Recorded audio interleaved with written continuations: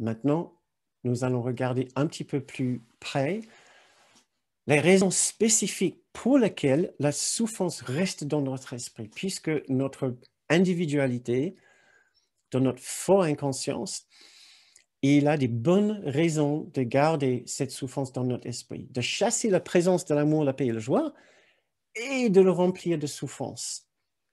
Tout d'abord, c'est par l'expérience de la souffrance qu'il a l'impression de vivre.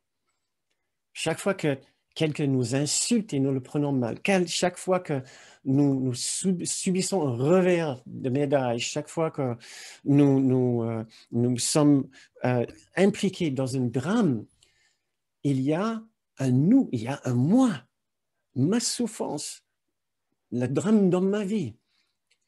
Voilà. Le moi est très, très grand. Donc, il y a une vraie idée de faire perdurer et de renforcer même le sentiment de moi-même dans la souffrance. L'autre grande raison de famille, si vous voulez, de raison pour laquelle nous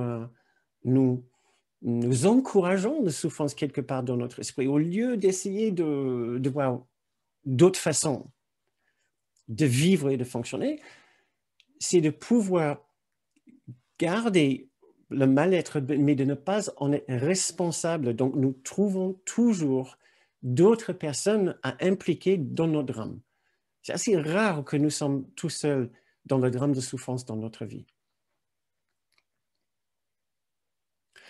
Donc, la devise de l'ego n'est pas du tout, on pense que c'est pour éviter la souffrance, mais au contraire, c'est pour garder une certaine quantité de souffrance, parce que ça fait partie intime de sa vie. L'absence totale de souffrance égale le pur esprit qui ne souffre pas du tout.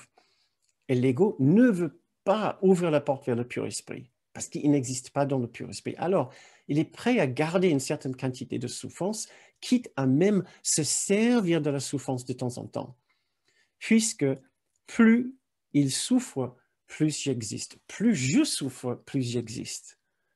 Dans mon petit soi. Ça, c'est la devise de notre petit soi. Plus je souffre, plus j'existe. Ce qui explique l'immense résistance que nous pouvons connaître et aussi d'autres personnes à l'idée que peut-être nous pouvons faire des choses qui peuvent réduire notre expérience de souffrance.